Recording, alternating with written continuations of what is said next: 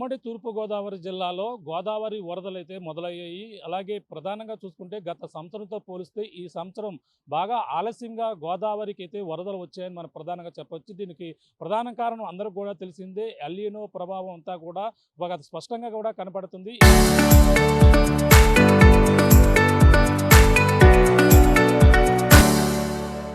ఈ నేపథ్యంలోనే వర్షాలు లేకపోవడం, అలాగే ఈ యొక్క గోదావరి తీరానికైతే ప్రతి సంవత్సరం జులై నెలలోనే వరదలతో కూడా ముంచెత్తేటువంటి పరిస్థితులు ఉండేవి. ఇప్పుడు ప్రస్తుతం అయితే గోదావరి ఉమ్మడి తూర్పుగోదావరి జిల్లా ప్రాంతాలు ఏదైతే గోదావరి తీర ప్రాంతాలన్నీ కూడా ప్రస్తుతం గోదావరి వరదలు ప్రారంభమవుతున్న నేపథ్యంలో అధికారుల యంత్రాంగం కూడా ఇప్పుడే హెచ్చరికలు అయితే జారీ చేస్తున్నారు. అందరూ కూడా అప్రమత్తం చేస్తున్నటువంటి పరిస్థితి ఒక పక్క కనపడుతుందని చెప్పాలి. ఇప్పుడిప్పుడే ఏదైతే భద్రాచలం నుంచి మొదలుకొని అలాగే చింతూరు, అలాగే మనకు ప్రధానంగా చూసుకుంటే ధవళేశ్వరం మీదుగా ఇప్పుడు కోనసీమ జిల్లాకైతే వరద తాకినటువంటి పరిస్థితి ప్రధానంగా ఉందని చెప్పాలి. ఈ నేపథ్యంలోనే మనకి ప్రధానంగా వరదలు ప్రారంభమయ్యాయని ప్రధానంగా గటికెళ్లకు మోగించేటువంటి ప్రాంతం ఏదైనా ఉందంటే కోనసీమ జిల్లాలో ఉన్నటువంటి ఏదైతే గంటి పెదపూడి వద్ద అక్కడ గండి ఏదైతే తాత్కాలికంగా వేసినటువంటి గట్టు తెగడంతోనే గోదావరి వరదలు ప్రారంభమయ్యాయని కూడా స్పష్టంగా తెలుస్తుంది. ప్రస్తుతం చూసుకుంటే గోదావరి ప్రవాహం ఇప్పటికే ఆ గట్టు తెగడంతోనే అక్కడ ఉన్నటువంటి 4 గ్రామాల ప్రజలు ప్రతి సంవత్సరం కూడా ఈ యొక్క రాకపోకలు అయితే నిలిచిపోతాయి. పడవలపైనే ప్రయాణాలు చేస్తున్నటువంటి పరిస్థితి ప్రధానంగా కోనసీమ జిల్లాలో అయితే కనబడుతుంది. ప్రస్తుతం గోదావరి వరదలు ఎగువ ప్రాంతాల్లో కురుస్తున్నటువంటి వర్షాలకు, అలాగే ఇప్పుడైతే వరదలు మొదలవి ఇప్పటికే భద్రాచలం వద్ద 48 అడుగులకు నీటి మట్టం చేరుకున్న నేపథ్యంలోనే 2వ ప్రమాద హెచ్చరిక అయితే ప్రస్తుతం జారీ చేశారు.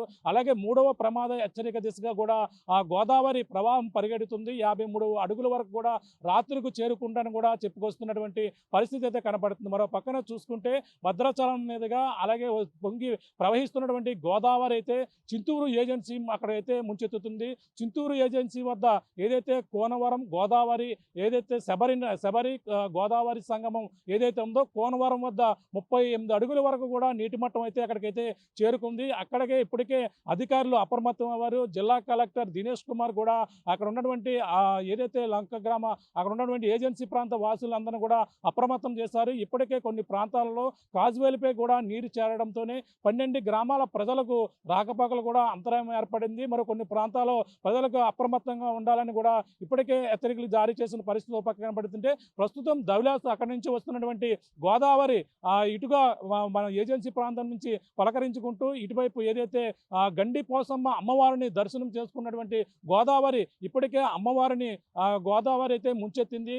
కేవలం గండి పోచమ్మ ఆలయం గోపురం మాత్రమే ప్రస్తుతం కనబడుతున్నటువంటి పరిస్థితి మరోపక్క కనబడుతుంది. ఇప్పటికే ఆలయ ప్రాంగం అంతా కూడా ఖాళీ చేశారు. ఏదైతే వరదల సమయం కావడంతోనే గండి పోసమ్మ అమ్మవారు ఈ వరదల సీజన్లో గత కొన్ని రోజుల క్రితం ఒక్కసారి ములగడం, ప్రస్తుతం మరొకసారి పూర్తి స్థాయిలో గోదావరి వరద ప్రవాహానికి గంటకు గోదావరి పెరుగుతున్న నేపథ్యంలోనే గండి పోసమ్మ అమ్మవారి ఆలయం కూడా ప్రస్తుతం అయితే నీట మునిగినటువంటి పరిస్థితి ఉంది. అక్కడ ఉన్నటువంటి ఏదైతే అక్కడ కొట్లు కావచ్చు, అక్కడ ఉన్నటువంటి నివాసం ఉన్నటువంటి మత్స్యకారుల ఇల్లు కావచ్చు, అక్కడ ఉన్నటువంటి పడవలు అన్నీ కూడా ప్రస్తుతం అయితే నీట మునిగిన నేపథ్యంలోనే గండిపోసం అమ్మవారి దర్శనాలు తాత్కాలికంగా కూడా నిలిపివేశారు. ఆ యొక్క ప్రాంతాలకు ఎవరు కూడా రావద్దంటూ అక్కడ ఏదైతే రోడ్లన్నీ కూడా ముంచెత్తినటువంటి పరిస్థితి ఒక పక్క కనపడుతుంది. ఈ నేపథ్యంలోనే గండిపోచమ్మ ఆలయానికి భక్తులు ఎవరు కూడా రావద్దంటూ కూడా ఆలయ అధికారులు ఇప్పటికే ఆదేశాలు అయితే జారీ చేసిన పరిస్థితి మరో పక్క కనపడుతుంది. అంతేకాకుండా గత 2 రోజుల నుంచి ఏదైతే పాపికొండల విహారయాత్రల బోట్లన్నీ కూడా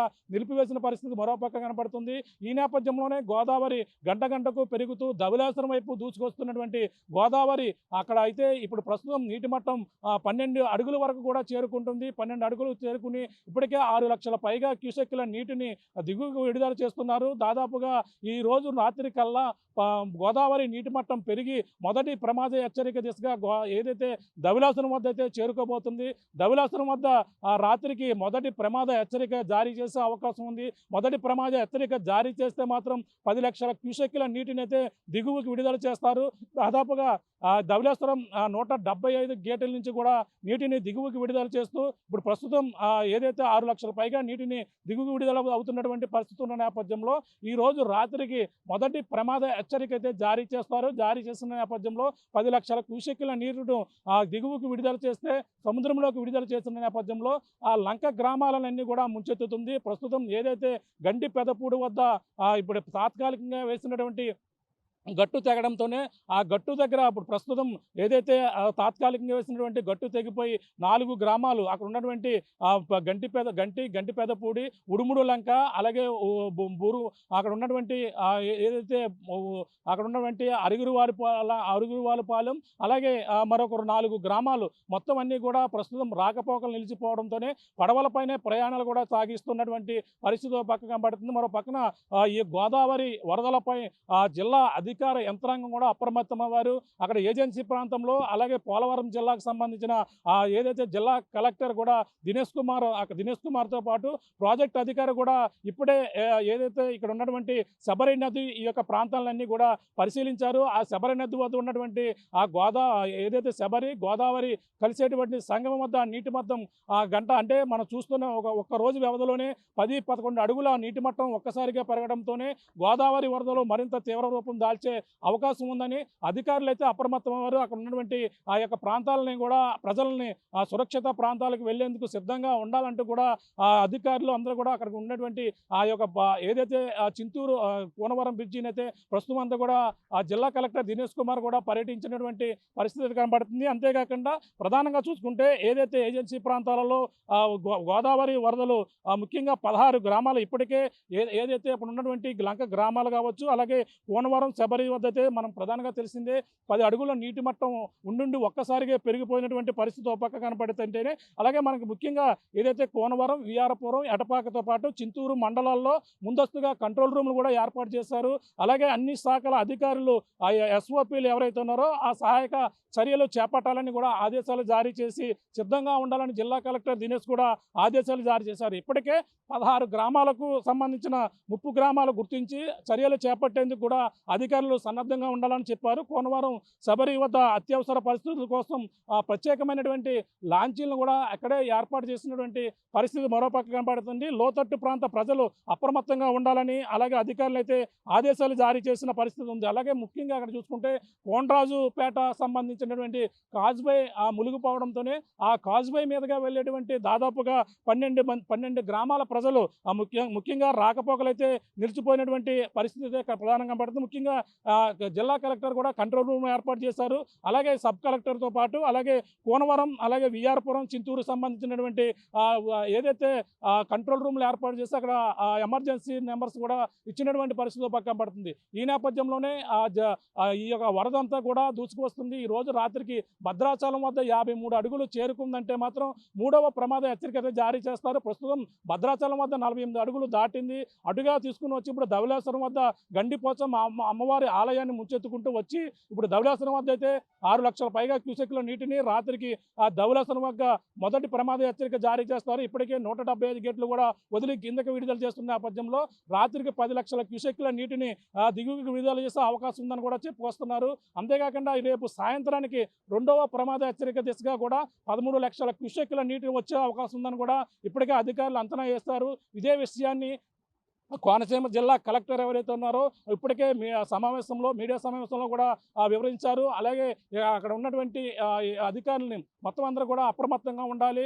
3-4 రోజుల పాటు ఎవరు కూడా సెలవులపై వెళ్ళకూడదంటూ కూడా కోనసీమ జిల్లా కలెక్టర్ ఎవరైతే ఉన్నారో అక్కడైతే ఇప్పుడైతే ఆదేశాలు అయితే జారీ చేసిన పరిస్థితి ప్రధానంగా ఉంది. అంతేకాకుండా ముఖ్యంగా ఏదైతే ప్రభావం అయ్యేటువంటి ప్రాంతాలతో పాటు ముఖ్యంగా ఇక్కడ ఉన్నటువంటి గోదావరి తీర ప్రాంతంలో ఏ ప్రాంతాల్లో ముంచెత్తుందనేది కూడా ప్రధానంగా ఇప్పుడైతే హెచ్చరికలు అయితే జారీ చేసి 32 లంక గ్రామాలను అయితే వరద ప్రభావం గురవుతుందని కూడా ఒక అంచనాకు రావడం జరిగింది. సెంట్రల్ డెల్టా సరిహద్దుల్లో 16-17 మండలాలు అప్రమత్తంగా ఉండాలని కూడా అంచనా రావడం జరిగింది. అంతేకాకుండా కోనసీమ జిల్లాలోనే 12 మండలాలపై ఇప్పుడు వచ్చేటువంటి వరద ప్రభావం ఉంటుందని కూడా చెప్పుకొస్తున్నారు. అంతేకాకుండా ఇప్పుడు ఏదైతే ఇక్కడ ఉన్నటువంటి కోనసీమ జిల్లాలో ఉన్నటువంటి 19 గ్రామాల ప్రజలు కూడా అప్రమత్తంగా ఉండేందుకు ఆ యొక్క ప్రాంతాల్లో ఉన్నటువంటి రెవెన్యూ అధికారులు కూడా అందరూ కూడా అప్రమత్తంగా ఉండాలి. ఎవరు కూడా 3-4 రోజులు 5 రోజుల పాటు కూడా సెలవులపై వెళ్లేందుకు కూడా అవకాశం లేదంటూ కూడా కోనసీమ జిల్లా కలెక్టర్ మహేష్ కుమార్ కూడా ఆదేశాలు అయితే జారీ చేసి చేశారు. ఇప్పటికే సంబంధించినటువంటి ఏదైతే ఆ లైఫ్ జాకెట్లు కావచ్చు, ఆ యొక్క కోనసీమ జిల్లాలో ఆ పడవలపై ప్రయాణాలు చేసేటువంటి వారు కూడా ఇవన్నీ కూడా వాళ్ళు జాగ్రత్తలు తీసుకోవాలి. పడవలపై ప్రయాణాలకు కూడా తాత్కాలికంగా ఆంక్షలు కూడా విధించినటువంటి పరిస్థితి అయితే మరో పక్క కనపడుతుంది. ఈ నేపథ్యంలోనే కాకినాడ మొత్తం ఉమ్మడి తూర్పుగోదావరి జిల్లా వ్యాప్తంగా ఉన్నటువంటి గోదావరి తీర ప్రాంతాలందరూ కూడా అప్రమత్తంగా ఉండాలని కూడా అధికార యంత్రాంగం మొత్తం అంతా కూడా అప్రమత్తమైనటువంటి పరిస్థితి ఒక పక్క కనపడుతుంది. ఏదేమైనా ఉమ్మడి తూర్పుగోదావరి జిల్లా వాసులకైతే మరొక 2-3 రోజుల్లో భారీ వరదలైతే ముంచెత్తే అవకాశం అయితే కనపడుతుంది. ఎందుకంటే ఎగువ రాష్ట్రాల్లో కురిసినటువంటి వర్షాలు దివికి ప్రతి సంవత్సరం కూడా గోదావరి వరదలు వస్తుంటాయి. ఈ నేపథ్యంలోనే వరదలు ముంచెత్తుతుంటాయి. కానీ ఈ సంవత్సరం ఆలస్యంగా గోదావరి వరదలు వచ్చినటువంటి పరిస్థితి ఉంది. అలాగే జూన్ జూలై నెలాఖరికల్లా వస్తుంటాయి. కానీ ఈ సంవత్సరం చూసుకుంటే ఆగస్టు నెల ప్రవేశిస్తున్నప్పుడు సమయంలోనే ఇప్పుడైతే వరదలు ముంచెత్తుతున్నటువంటి పరిస్థితి ప్రధానంగా ఉంది. ఏదేమైనా ఈ రోజు రాత్రికి ధవళేశ్వరం వద్ద 48 ఉన్నటువంటి నీటి మట్టం రాత్రికైతే 53 అడుగులు చేరుకుని 3వ ప్రమాద హెచ్చరిక జారీ చేస్తారు. ఈ రోజు రాత్రికి 11 ఏదైతే ధవళేశ్వరం బ్యారేజీ వద్ద మొదటి ప్రమాద హెచ్చరిక రాత్రికి జారీ చేస్తారు. 10 లక్షల క్యూసెక్ల నీటిని విడుదల చేస్తారు. రేపు సాయంత్రానికి మొత్తం 2వ ప్రమాద హెచ్చరిక దిశగా కూడా వెళ్తుంది. దాదాపుగా రేపు సాయంత్రానికి అయితే 13 లక్షల క్యూసెక్ల నీటిని దిగువకి విడుదల చేస్తారని కూడా జిల్లా కలెక్టర్ కూడా మహేష్ కుమార్, కోనసీమ జిల్లా కలెక్టర్ మహేష్ కుమార్ కూడా చెప్పినటువంటి పరిస్థితుల నేపథ్యంలో కోనసీమ జిల్లాలో ఉన్నటువంటి లంక గ్రామ ప్రజలను అందరం కూడా అప్రమత్తం చేసి 19 మండలాలు ఎఫెక్ట్ అవుతున్న నేపథ్యంలో అక్కడ సంబంధించిన అధికారులు టోల్ ఫ్రీ నెంబర్లు ఇప్పటికే కూడా అధికారులు చేసి ఇప్పుడు వచ్చినటువంటి గోదావరి వరదలకు అందరూ కూడా అప్రమత్తంగా ఉండాలని కూడా అధికారులు అప్పుడైతే ఆదేశాలు అయితే జారీ చేసి మొత్తం ఏదేమైనా గోదావరి తీర ప్రాంతంలో ఈ సంవత్సరం 2026 వరదలు మొదలైన నేపథ్యంలోనే ఇప్పుడు ఏదైతే కొన్ని ప్రాంతాల్లో అందరూ కూడా జాగ్రత్తలు ఉండాలని, ఎవరు కూడా అత్యవసర పరిస్థితులు అయితే మాత్రమే పడవలపై ప్రయాణాలు చేయాలని కూడా అధికారులు అయితే సూచిస్తూ ఇప్పుడు ఎక్కడికెక్కడ ఆదేశాలు అయితే జారీ చేస్తున్న పరిస్థితి ప్రధానంగా కనబడుతుంది. ఏదైనా ఉమ్మడి తూర్పుగోదావరి జిల్లాకు సంబంధించిన అధికారులు ఎప్పటికప్పుడు కూడా ఈ గోదావరి క్రమంగా పెరుగుతూ గంటకు కూడా తన ఉగ్ర రూపం దాల్చి కోనసీమ జిల్లా వాసులను కూడా ముంచుతుంది. ఎగువ ప్రాంతాల్లో ఏజెన్సీలో ఉన్నటువంటి చింతూరు, ఈ యొక్క పోలవరం నిర్వాసిత ప్రాంతాల్లో కూడా ముంచెత్తే అవకాశం ఉన్న నేపథ్యంలో ప్రస్తుతం అధికార యంత్రాంగం ఇప్పుడు గోదావరి వరదలకైతే అప్రమత్తంగా ఉండాలని స్పష్టంగా చెప్పవచ్చు. ఇది కూడా తాజా పరిస్థితి.